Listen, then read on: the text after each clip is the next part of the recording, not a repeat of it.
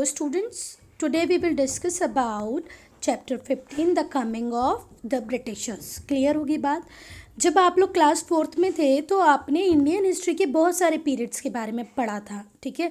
अब पूछो madam periods क्या होते हैं। तो इंडियन हिस्ट्री को अगर हम डिवाइड करें तो मोटा मोटा हम इंडियन हिस्ट्री को 3 पार्ट्स में डिवाइड कर सकते हैं। एक होता है एंशियंट हिस्ट्री जिसमें हम वेद को पढ़ते हैं, अशोक को पढ़ते हैं, जनपद महाजनपद को पढ़ते हैं। दूसरी होती है मिडवल हिस्ट्री जिसमें हम लोग पढ़ते हैं खिलजी, महमूद गजनी, अकबर, शाहजहाँ, जहांगीर। और तीसरी होती है मॉडर्न हिस्ट्री। कौन सी होती है? मॉडर्न हिस्ट्री, जिसमें हम किसको पढ़ते हैं बच्चा लोग? ब्रिटिश को पढ़ते हैं, ठीक है। मॉडर्न हिस्ट्री वो पीरियड है जब बहुत सारी कंट्रीज़ जैसे कि फ्रांस, ब्रिटेन, पोर्तुगीज़, ये कंट्री इतनी पावरफुल हो गई थी कि ये निकल पड़ी थी पूरी दुनिया को कॉलोनी बनाने के लिए। हम भी कॉलोनी थे। कॉलोनी मतलब कोई और हमको कंट्रोल करता था, और वो कौन था? ब्रिटिशर्स। क्लियर हो गई बात? चलो अब चलते हैं हम हमारी बुक पर। सो 1498 सी का मतलब होता है बच्चा कॉमन एरा। 1498 में एक पोर्तुगीज़ एक्सप्लोरर जिसका नाम था वास्को डी गामा। अब पोर्तुगीज़ मतलब पोर्तुगीज़ का जो कंट्री नेम है वो है पोर्तुगीज़, है ना, और हिंदी में उसको बोलते हैं पुर्तगाल।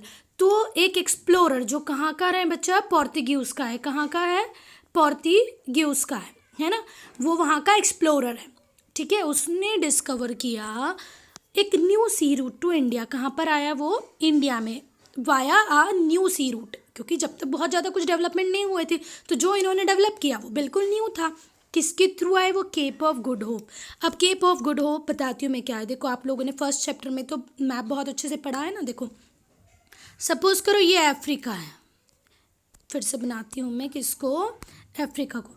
ये रहा हमारा अफ्रीका, फिर ये यहाँ से ऐसा है और ये यहाँ पे आप जाओगे तो यहाँ पर आपको क्या मिलेगा? इंडिया, ठीक है ना। फिर यहाँ पे म्यांमार एंड ऑल, और यहाँ से ऊपर जाओगे तो आपको क्या मिलेगा? यूरोप। क्लियर होगी बात? तो ये जो पोर्तुगीज़ एक्सप्लोरर थे ये यहाँ से निकले, पूरे अफ्रीका को क्रॉस करते हुए कहाँ पर पहुँचे बच्चा लोग? इंडिया पहुँचे। यहाँ पर क्या है? इंडिया है। क्लियर होगी बात? और ये कौन सा कॉन्टिनेंट है? अफ्रीका। अफ्रीका की सबसे नीचे वाली कंट्री को हम क्या बोलते हैं? South Africa. इसका नाम ही साउथ अफ्रीका इसलिए क्योंकि अफ्रीका के सबसे साउथ में है। और यहाँ पर एक टाउन है जिसका नाम है केप टाउन। क्या नाम है बच्चा? Cape Town. तो केप टाउन के नीचे से मतलब इस एरिया को हम बोलते हैं केप ऑफ गुड होप। यहाँ से एक रास्ता ढूंढते हुए वो पोर्तुगीज़ एक्सप्लोरर कहाँ पहुँच गया बेटा? इंडिया। और इंडिया में भी किस जगह पहुँचा? कैलीकट। कलकत्ता नहीं, कहाँ पहुँचा वो? कैलीकट। कैलीकट का नया नाम क्या है? अभी वाला नाम क्या है? कोझिकोड। और कोझिकोड कहाँ पर है? केरला में है। ये बातें आप ध्यान रखेंगे। यूरोप से पोर्तुगीज़ से एक बंदा निकला पूरा अफ्रीका को क्रॉस करते हुए साउथ अफ्रीका के नीचे केप टाउन के नीचे केप ऑफ गुड होप होता हुआ इंडिया पहुंचा। इंडिया में कहाँ पहुंचा बच्चा वो? कैलीकट। कहाँ पहुंचा? कैलीकट, है ना। और कैलीकट का नया नाम क्या है? कोझिकोड। और कोझिकोड कहाँ पर है? केरला में, ठीक है। अब क्या किया? पोर्तुगीज़ फर्स्ट थे जो कहाँ पर आए? कैलीकट में आए, जिसका नया नाम क्या है? कोझिकोड है। और इंडिया के साथ वो क्या करने लग गए? ट्रेडिंग करने लग गए, ठीक है। ट्रेडिंग करने लग गए मतलब बिजनेस करने लग गए। और उन्होंने अपने ट्रेडिंग सेंटर्स कहाँ कहाँ पर बनाए? कोचीन को अब नया नाम क्या है? कोची। कन्नौर, जिसका नया नाम कन्नूर है, और कैलीकट, ठीक है। इन 3 जगह को अपना सेंटर बनाया। काय का सेंटर? ट्रेडिंग सेंटर, ठीक है। ट्रेड सेंटर्स बना लिए। अब इंडिया से क्या फेमस था उस साउथ रीजन का जो ये लोग लेके गए? वो थी बच्चा स्पाइसेस, मसाले, है ना। लौंग, इलायची, बहुत सारी गरम मसाले वो यहाँ से लेके गए, स्पाइसेस यहाँ से लेके गए, ठीक है। अब इतने मसालों की ज़रूरत क्या थी पोर्तुगीज़ को, है ना। तो इतने मसालों की ज़रूरत क्या थी बच्चा? क्योंकि उनको मीट को प्रिजर्व करना रहता था। प्रिजर्व करना मतलब जैसे हम दूध को बॉईल कर देते हैं और उसको 2-4-10 घंटे वो फिर रखा रहता है, ख़राब नहीं होता। वैसे मीट ख़राब ना हो तो उसको ख़राब होने से बचाने को हम क्या बोलते हैं? प्रिजर्वेशन। तो विंटर में अगर आपको मीट को प्रिजर्व करके रखना है तो इन स्पाइसेस की बहुत हेल्प से वो होता था। ठीक है। और स्पाइसेस से फूड भी टेस्ट होते हैं। अगर आपको बॉईल करके खाना दे दिया जाए, उसमें ना सॉल्ट हो ना तो कोई भी स्पाइसेस हो, तो क्या आप उसको खा पाओगे? बिल्कुल नहीं। तो मीट को टेस्टी बनाने में प्लस प्रिजर्व करने में कौन हेल्प करता था? स्पाइसेस। तो वो लोग पोर्तुगीज़ लोग स्पाइसेस में इंडिया के साथ ट्रेड करने लगे। इसके अलावा उन्होंने किस किस चीज़ में ट्रेड किया बच्चे? तो सिल्क में ट्रेड किया, गोल्ड में ट्रेड किया, है ना, जो कि पूरे के पूरे यूरोप के बहुत इंपॉर्टेंट आइटम थे। सिल्क इंडिया के पास था, गोल्ड इंडिया के पास था और स्पाइसेस इंडिया के पास थे। था तो बहुत कुछ, पर मेजरली अभी हम इन तीनों को पढ़ते हैं, स्पाइसेस, सिल्क और गोल्ड। इन तीनों में किसने ट्रेडिंग स्टार्ट कर दी बच्चा? किसने स्टार्ट की? पोर्तुगीज ने, ठीक है, जो कि पहले कहाँ पर आ गए थे? कोची में आ गए थे। Now because Portuguese is getting very valuable things from India, तो ऑब्वियस सी बात है जब यूरोप में वो जाएंगे बताएंगे, तो डच ने भी किसको फॉलो करना स्टार्ट कर दिया? डच ने भी किसको फॉलो करना स्टार्ट किया बच्चा? पोर्तुगीज़ को। और वो भी इंडिया की तरफ आए और अपने ट्रेड सेंटर एस्टेब्लिश करने लगे। तो देखो अभी तक पोर्तुगीज़ आ गए हैं, डच आ गए, अभी तक ब्रिटेन एग्जिस्टेंस में नहीं आया। पहले पोर्तुगीज़, सेकेंड नंबर पे कौन आए हैं? डच। क्लियर हो गई बात? फर्स्ट पोर्तुगीज़, उसके बाद में किसकी एंट्री होती है बच्चे? ब्रिटिश। ठीक है, पहले पोर्तुगीज, सेकंड डच। अब डच कौन होते हैं ये भी आप लोगों को नहीं पता होगा, तो डच कौन होते हैं बेटा? नेदरलैंड्स के जो लोग होते हैं, जो जर्मेनिक एथनिसिटी के होते हैं, उसको हम क्या बोलते हैं? डच। नेदरलैंड के नेटिव जिनकी एथनिसिटी क्या होती है? जर्मैनिक, उनको हम क्या बोलते हैं? डच। तो अब तुम लोग सिर्फ इतना समझो कि डच कहाँ से? नेदरलैंड के। तो पहले पुर्तगाल आया, पोर्तुगीज आया, सेकंड नंबर पे नेदरलैंड मतलब डच लोग आए, उसके बाद कौन आए? ब्रिटिशर्स, है ना। एंड डच गेव अप, और डच ने फिर जैसे ब्रिटिशर्स की एंट्री आई तो डच लोग पीछे हटना चालू हो गए। Their centres as they were more interested in East India, और ब्रिटिशर्स बेसिकली कहाँ पर इंटरेस्टेड ज़्यादा थे? ईस्ट इंडिया में। क्लियर हो गई बात? अब इन लोगों को क्यों आए? सब लोगों को क्यों इंडिया आना था? क्यों इंडिया आना था? क्योंकि इंडिया की जो प्रॉस्पेरिटी है, प्रॉस्पेरिटी मतलब होता है समृद्धि। समृद्धि को मैं कैसे समझाऊँ? जो यहाँ पर गोल्ड सिल्वर के रिसोर्सेज थे, बहुत सारी प्रेशियस थिंग्स थी, तो वो जो प्रॉस्पेरिटी थी उसकी जो टेल्स थी, उसकी जो कहानियाँ थी, वो कहाँ तक पहुँची? इंग्लैंड तक पहुँची। और कैसे पहुँची? ब्रिटिश ट्रैवलर्स के थ्रू, है ना। बहुत सारे ब्रिटिश ट्रैवलर्स कहाँ आए थे बच्चा लोग? इंडिया आए थे। और इंडिया आके उन लोगों ने सबको देखा, देखने के बाद यहाँ से जो कहानी सुनी, जो देखा, वो सब कहाँ पर सुनाया? इंग्लैंड में वापस जाकर सुनाया। और इस वजह से इंग्लैंड ब्रिटिशर्स का भी इंटरेस्ट जागा कि हमको भी इंडिया चलना चाहिए। तो अब वो लोग भी किसकी तरफ मूव कर गए? किसकी तरफ मूव करें? इंडिया की तरफ, ठीक है। और वो लोग इंडिया में कब आए बच्चा? कब आए? 1600 कॉमन एरा। क्लियर हो की बात? 1600 कॉमन एरा। वो 1600 में इंडिया आ गए थे और वापस कब गए? 1947 में। तो समझो उन्होंने हमारे ऊपर 1600 में आए होंगे तो तुरंत रूल नहीं किया होगा, 1700 से भी रूल किया, तो approximately they ruled on us 250 years. Clear हो गई बात? कितने सालों राज किया है ब्रिटिशर्स ने हमारे ऊपर? 250 ईयर्स। अब हम आगे चलते, ठीक है। जब इंग्लिश ईस्ट इंडिया कंपनी कहाँ पर आई बच्चा लोग? इंडिया में आई। कब आई? 1600 सी में आई। तो उनको परमिशन किसने दी थी? Queen Elizabeth first. किसने? क्वीन एलिजाबेथ फर्स्ट ने, जो कहाँ की क्वीन थी? इंग्लैंड की क्वीन थी और आयरलैंड की भी थी। आयरलैंड और इंग्लैंड दोनों की क्वीन कौन थी? क्वीन एलिजाबेथ फर्स्ट, जिन्होंने ब्रिटिश ईस्ट इंडिया कंपनी को 1600 में परमिशन दी कि go and trade with whom? Indian people, ठीक है। The company got permission from Mughal emperor Jahangir to trade in India. वहाँ पर कौन रूल कर रहा था उस पर्टिकुलर टाइम में? जहांगीर रूल कर रहे थे। और जहांगीर ने किसको परमिशन दे दी? किसको परमिशन दी? ब्रिटिशर्स को परमिशन दे दी कि yes you can trade with India, तुम हमारे साथ ट्रेड कर सकते हो। तो ब्रिटिशर्स ने अपना फर्स्ट ट्रेड सेंटर कहाँ पर बनाया था? ये नाम आप याद रखेंगे ऑब्जेक्टिव क्वेश्चन के हिसाब से, सूरत में। क्लियर होगी बात? फर्स्ट ट्रेड सेंटर कहाँ बना है? सूरत में, ठीक है। अब जो फ्रेंच थे उनका भी इंटरेस्ट जागा कि भाई हम लोगों को भी इंडिया चलना है, उन्होंने भी अपनी ओन ट्रेडिंग कंपनीज को एस्टेब्लिश करना चालू कर दिया। पर वो लोग पहले कहाँ पर आए? चंद्रनागौर में, है ना। कहाँ पर आए बच्चा? चंद्रनागौर में। चंद्रनागौर कहाँ पर है? बंगाल में है।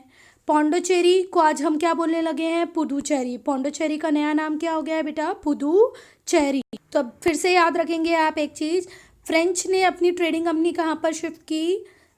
पहले कहाँ पर एस्टेब्लिश की? चंद्रनागौर में। चंद्रनागौर का अभी का नाम क्या है? चंदन नगर। ठीक है, ये कहाँ पर है? बंगाल में। दूसरा वो उन्होंने क्या एस्टेब्लिश किया, कहाँ पर आए वो? पौंडुचेरी। पौंडुचेरी का अभी नाम क्या है? पुदुचेरी। और पुदुचेरी किसके पास था? चेन्नई के पास था। ठीक है, अब जब पोर्तुगीज भी हैं, डच तो चलो पीछे हट गए हैं, ब्रिटेन है और फ्रांस भी है, जब तीनों इंडिया में आए हैं और एक ही रिसोर्सेज के लिए उन तीनों को चाहिए, तो क्या होगा? उनके बीच में ऑब्वियस सी बात है, एक राइवलरी क्रिएट होगी, लड़ाई क्रिएट होगी ना, क्योंकि तीनों के तीनों लोग एक ही चीज़ के लिए आए हैं और एक ही चीज़ उन तीनों को चाहिए। तो यहाँ पर क्या क्रिएट हो जाएगी बच्चा? उन तीनों के बीच में राइवलरी मतलब कॉम्पिटिशन आ जाएगा। वो कॉम्पिटिशन जो फेयर नहीं है उसको हम क्या बोलते हैं? राइवलरी। तो अब क्या होने लग गए? क्लैशेस होने लग गए। किस किस के बीच में क्लैशेस होने लग गए? Colonial power. कॉलोनियल पावर कौन कौन है? ब्रिटेन है और फ्रांस है। ये एक दूसरे से लड़ने लग गए। क्यों लड़ने लग गए? क्योंकि उनको लार्जर कॉलोनीज चाहिए थी। कहाँ पर? इंडिया में। और ये सिर्फ इंडिया में नहीं लड़ रहे थे, हर जगह लड़ रहे थे। मतलब जिस कंट्री को ब्रिटेन कॉलोनी बना लेता, फ्रांस को भी चाहिए रहता है उस कंट्री को, जहाँ पर फ्रांस होता है वहाँ ब्रिटेन को भी एंट्री मारनी होती है। तो ओवरऑल ये हर जगह लड़ ही रहे हैं, काहे के लिए? For the purpose of colonies. और कॉलोनी क्यों चाहिए? For the purpose of resources. क्यों चाहिए बच्चा? रिसोर्सेज के लिए चाहिए। क्लियर हुई बात? रिसोर्सेज क्या? जो भी नेचुरल रिसोर्सेज है, हर कंट्री के अपने नेचुरल रिसोर्सेज होते हैं, तो बहुत सारे ब्रिटेन और फ्रांस को अदर कंट्री से वो नेचुरल रिसोर्सेज भी मिले जिनका इनकी कंट्री में लैकिंग थी, इनकी कंट्री में कमी थी। ठीक है, अब क्या हुआ? इस लड़ाई में जो किस किस के बीच में चल रही है? ब्रिटेन और फ्रांस के बीच में चल रही है। उस लड़ाई में इंडिया में कौन हारा? फ्रांस। ठीक है, किससे हारा? ब्रिटेन से हारा। और फिर जो फ्रांस का एरिया था वो कहाँ तक लिमिटेड होके रह गया बच्चा? पौंडुचेरी तक। सिर्फ कहाँ तक? पौंडुचेरी तक। तो इस चैप्टर में अभी हमने पढ़ा कि 1498 में Portuguese explorer Vasco da Gama ने न्यू सी रूट ढूंढा via Cape of Good Hope towards India. वो इंडिया आए, उनको फॉलो करते हुए डच इंडिया आए। डच किसको बोलते हैं? Native speaker of Netherland, native of Netherland. ठीक है, क्लियर हुई बात? नेदरलैंड में भी जर्मेनिक एथनिसिटी के कुछ लोग रहते हैं जिनको हम क्या बोलते हैं बच्चा? डच। क्लियर हो गई बात? अब डच तो जैसे ही ब्रिटेन की एंट्री हुई तो डच तो ऑटोमेटिक पीछे होने लग गया। फिर ब्रिटेन को फॉलो करता हुआ कौन आया? फ्रांस आया। फ्रांस की आने के बाद ब्रिटेन और फ्रांस की यहाँ पर क्या होने लगी? क्लैशेस होने लगे, लड़ाइयाँ होने लग गई। फिर इसमें कौन जीता? ब्रिटेन जीता। और ब्रिटेन ने जीतने के बाद फ्रांस को कहाँ तक लिमिटेड कर दिया? सिर्फ पौंडुचेरी, अभी का पुदुचेरी वाले एरिया तक। ठीक है, यहाँ तक क्लियर है? अगर कोई डाउट है तो पूछो। मैंने आपको कंफ्यूज कर दिया कि इसमें डच में ना, तो डच वो लोग हैं जो कहाँ पर रहते हैं बेटा? नेदरलैंड में रहते हैं। क्लियर होगी बात? पर उनकी जो एथनिसिटी होती है वो क्या होती है? जर्मैनिक। चलो, तुम तो बस इतना याद रखो कि native of Netherland is called Dutch. अब हम चलते हैं आगे। अगर इस चैप्टर को आप लोग ध्यान से पढ़ोगे तो बहुत इंटरेस्टिंग है। मुझे तो जितने भी चैप्टर अभी तक हमने पढ़े हैं उन सारे चैप्टर्स में सबसे इंटरेस्टिंग जो चैप्टर लगा है वो यही चैप्टर है। क्लियर हुई बात? तो अब हम पढ़ेंगे, किसको पढ़ने वाले हैं बेटा? बैटल ऑफ प्लासी को पढ़ने वाले हैं, है ना? बैटल ऑफ प्लासी कहाँ पर हुआ था? ऑब्वियसली बात है, प्लासी में हुआ होगा, तभी हम उसको क्या बोलते हैं? Battle of Plassey. अब इन लोगों ने पहले फ्रांस के साथ लड़ाई की, फ्रांस को लिमिटेड कर दिया। अब धीरे धीरे धीरे धीरे ये लोग किसके साथ लड़ने लगे? हमारे इंडियन रूलर के साथ। मुग़ल एम्परर का अगर हम बोलें सबसे पॉपुलर, सबसे रिकॉग्नाइज, सबसे नोन किंग कौन था मुग़ल एम्पायर का? तो बच्चा उसका नाम है अकबर। क्या है? अकबर, सबसे महान। ठीक है, मुग़ल एम्पायर का। और अगर हम पूछें कि लास्ट कैपेबल मुग़ल रूलर कौन था, last well known capable Mughal ruler कौन था? तो वो था बच्चे औरंगज़ेब। कौन था? औरंगज़ेब। इसके बाद भी मुग़ल रूलर रहे पर वो इतने स्ट्रॉन्ग नहीं रहे। ठीक है, तो जब औरंगज़ेब की डेथ हुई, कब हुई? 1707 में। First strong capable known recognised कौन है? अकबर। और जो लास्ट है capable Mughal strong recognised, Aurangzeb. इसकी डेथ होगी 1707 में। जैसे ही इसकी डेथ हुई पूरा के पूरा मुग़ल एम्पायर वीक हो गया। ठीक है, अब इंग्लिश ईस्ट इंडिया कंपनी के एम्बिशन तो इंडिया को लेके कुछ एक्स्ट्रा थे ही थे, उनको और हाइक मिल गया औरंगज़ेब की डेथ से, क्योंकि मुग़ल एम्पायर मतलब ऐसा कोई एम्पायर नहीं है जो पूरे इंडिया को कंट्रोल कर पाए। तब उन्होंने इंडिया के बहुत सारे पार्ट में क्या करना स्टार्ट कर दिया, अपना कंट्रोल करना स्टार्ट कर दिया। पहले उसमें जो नंबर था वो किसका था, बंगाल का। ठीक है, बंगाल एक रिचेस्ट प्रोविंस भी था, प्रोविंस मतलब स्टेट, एक रिचेस्ट स्टेट था। कौन था वो, बंगाल। तो ब्रिटिशर्स की नज़र उसके ऊपर थी कि अब हमको बंगाल चाहिए, है ना। और यही रीज़न था किसके पीछे, बैटल ऑफ प्लासी के पीछे। ब्रिटिशर्स बंगाल को अपने कंट्रोल में रहना चाहते थे क्योंकि वो रिचेस्ट प्रोविंस था। और क्या इंडियन रूलर उनको इजीली देना चाहते होंगे, ऑब्वियस सी बात है नहीं। तो बैटल ऑफ प्लासी कब हुआ, 1757 में। ठीक है, अब ये क्यों हुआ वो ध्यान से सुनना। ठीक है, इन लोगों ने क्या किया, ब्रिटिशर्स ने फोर्टिफाई करना चालू कर दिया कलकत्ता, जिसको आज हम क्या बोलते हैं, कोलकाता। कोलकाता में फोर्टिफिकेशन स्टार्ट किया। फोर्टिफिकेशन क्या होता है, सपोज करो ये मेरा महल है, मेरी बिल्डिंग है या मेरी फैक्ट्री है, इसके आसपास जो हम क्या बनाना स्टार्ट करते हैं, एक मोटी सी दीवार, लंबी सी दीवार, किसको सेफ रखने के लिए, इस पॉइंट को सेफ रखने के लिए, इस एरिया को सेफ रखने के लिए, इसको बोलते हैं फोर्टिफिकेशन। वो तुम लोगों ने देखा होगा ना, बाहुबली में जो कटप्पा बनाते हैं लड़ाई के पहले, जिसको मुश्किल से वो कालनेन की सेना तोड़ती है, महल तक पहुंचने के पहले जो दीवार बनाई जाती है उसको क्या बोलते हैं बच्चा, फोर्टिफिकेशन। तो इन लोगों ने क्या स्टार्ट कर दिया, ब्रिटिशर्स ने फोर्टिफिकेशन स्टार्ट कर दिया। उस टाइम जो बंगाल के जो नवाब थे वो कौन थे, सिराजुद्दौला थे। उन्होंने ब्रिटिश आर्मी को बोला कि जितने भी फोर्टिफिकेशन तुमने बनाए हैं इन सबको ख़त्म कर दो। ठीक है, क्योंकि मैं बंगाल का नवाब हूँ, मैं आपसे बोल रहा हूँ आपको फोर्टिफिकेशन की कोई ज़रूरत नहीं है, आप सारे फोर्टिफिकेशन को रिमूव करो।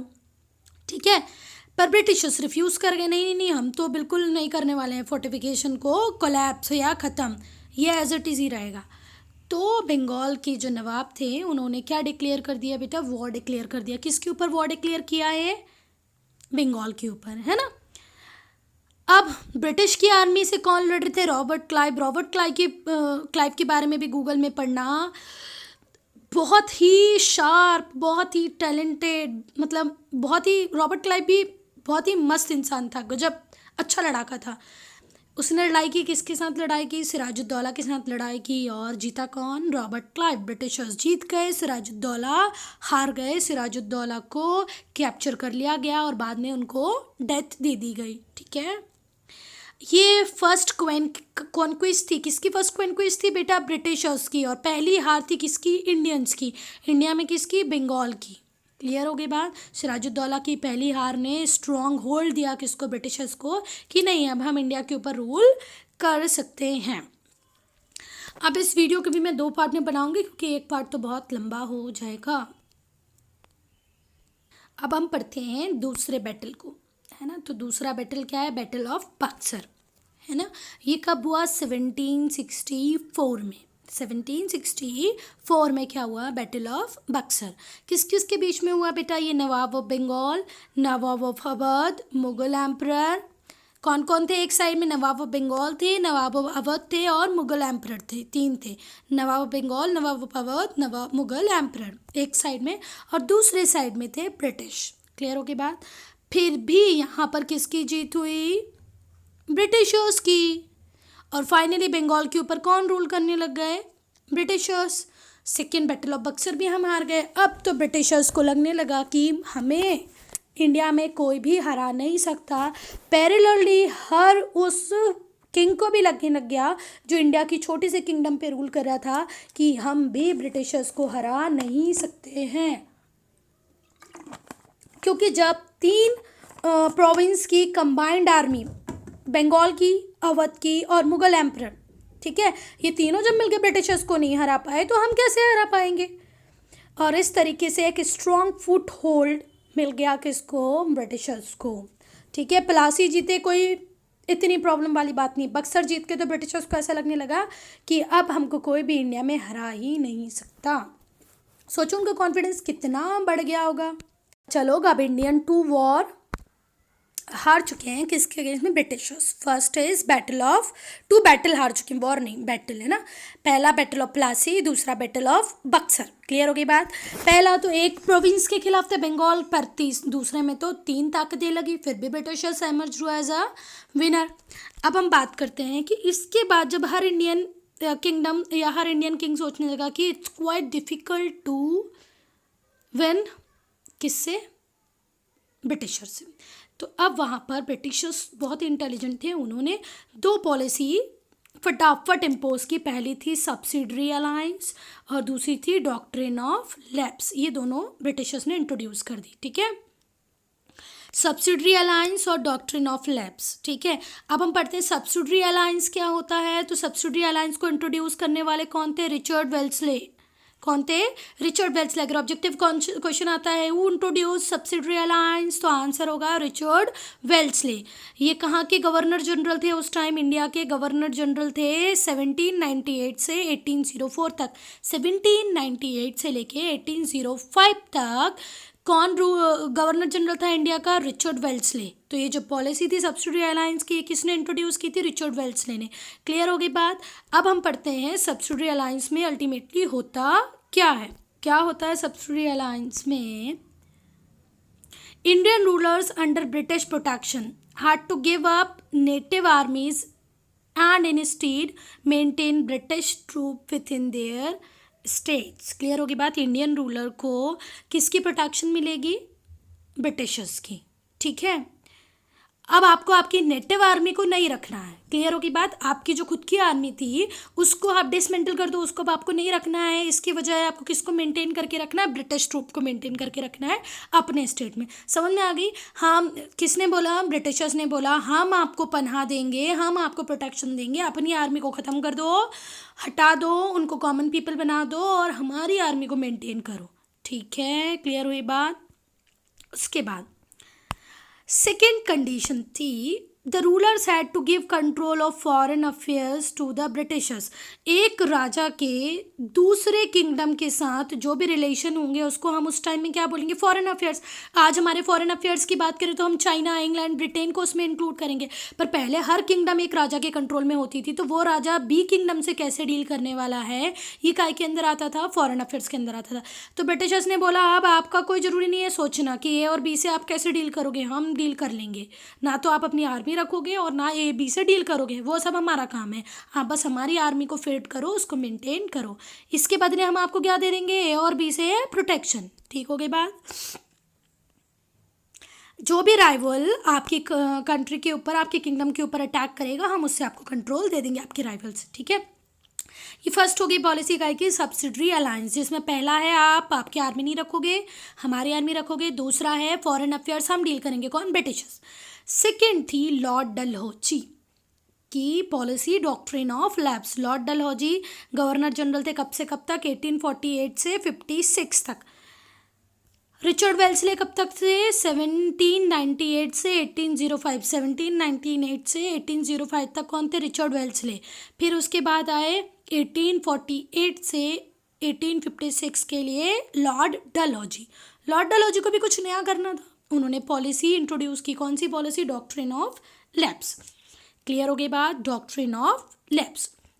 इससे क्या हुआ, अगर किसी, आप लोगों ने वो देखी होगी ना झांसी की रानी, कंगना रनावत वाली मूवी झांसी की रानी, उसमें दिखाया बहुत अच्छे से। जिस बच्चे ने नहीं देखी है प्लीज़ वॉच इट, है ना, उस मूवी को ज़रूर देखो, अच्छे से दिखाया उसमें ब्रिटिशर्स। कंगना रनावत की एक्टिंग भी अच्छी है, ठीक है, ज़रूर देखें आप उसको।